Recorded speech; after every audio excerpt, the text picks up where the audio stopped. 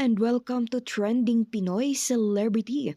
Viral ngayon sa social media, star for all seasons na si Vilma Santos, isinayaw ang anak na si Luis Manzano sa resepsyon ng kasal nila ni Jessie Menjola.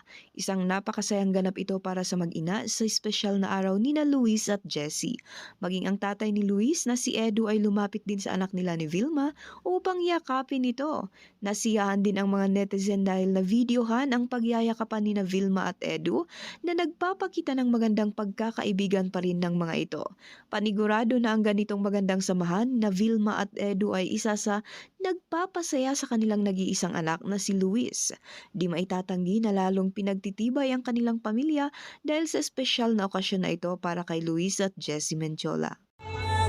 Ako'y hanggan at yakapin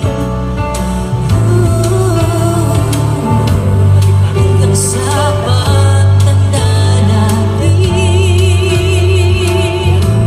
Dapat ano lang sa'yo, ako pa kaya ibigin mo. Kung maputi na ang buhok mo.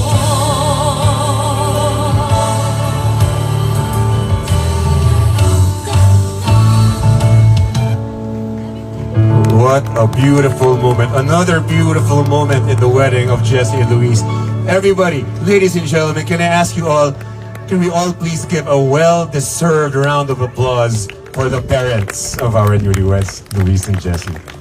If not for them, no Jessie, no Luis, and none of us will be here to celebrate this beautiful occasion.